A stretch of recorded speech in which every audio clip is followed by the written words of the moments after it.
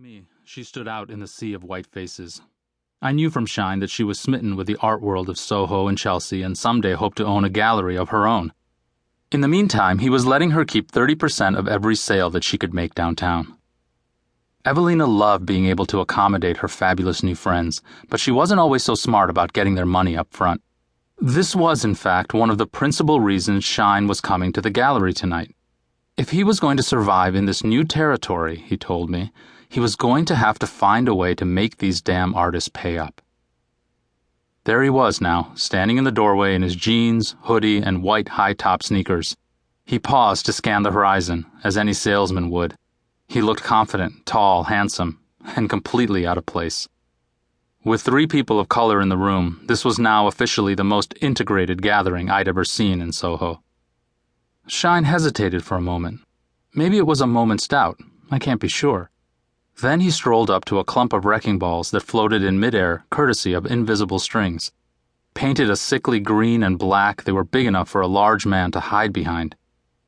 I slid up next to him. Some strange stuff. Really? You think so? I rolled my eyes. He thought for a moment, looking at the huge, floating balls. I think they're cool. In the last 5 years, I had seen him nurse his bruised knuckles after a beatdown, care for a troubled relative, convince young men to take on the risks of the crack trade and everything in between. Few things he could do would surprise me. But this surprised me. Was he putting me on? Really? You think that thing is cool? He nodded. Could be a disease. Or just some soap bubbles.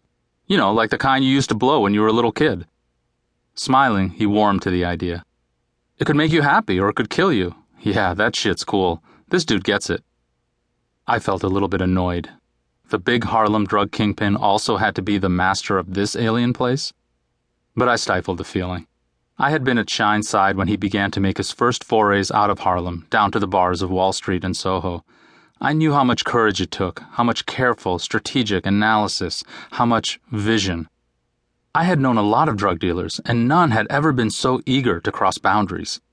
If you looked at it in a certain way, Shine was an ambitious young American chasing a dream and fighting hard to overcome a mountain of obstacles. Instead of being annoyed, I should have been making notes about his adaptive genius. Shine was not the only urban explorer I was watching, however. From various perches in the underground economy and among the wealthy young, I could see the forces of globalization and urban development transforming every New York neighborhood. In Hell's Kitchen, Rudy Giuliani's ambitious cleanup had brought in tourist dollars and whirlwind gentrification. In Midtown, multinational corporations were building new headquarters. On Wall Street, the financial services sector was booming with an energy that seemed almost manic. All over the city, middle and upper class people were beginning a historic migration back from the suburbs. All of this was visible to the naked eye and much celebrated in the media. But people in the underground were on the move too. And these equally enormous changes seemed to be happening without comment or notice. The waves of gentrification sent thousands of underclass strivers in search of their own new markets and new places to work. From South Asian porn store managers and Nigerian taxi drivers in Hell's Kitchen, to ambitious Latina street prostitutes on the Lower East Side and even high-end call girls on the Upper East Side, the rapid change roiling this global city was creating new winners and new losers as far as the eye could see. The turbulence hinted of the economic bubble and crash to come, but much of it seemed hard to pin down. The vast invisible continent of America's subterranean economy was shifting in a way that seemed to portend some great change, and the outcome was anybody's guess.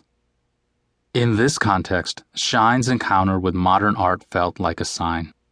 I was no longer in a Midwestern city where boundaries and borders of both social groups and neighborhoods were durable, unlikely to change no matter what forces threatened them.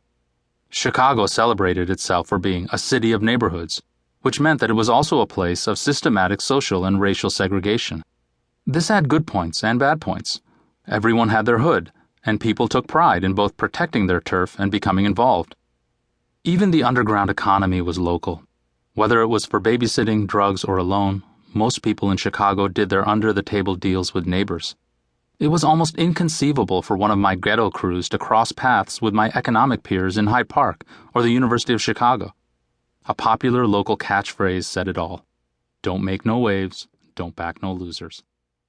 I had assumed that was how all cities worked.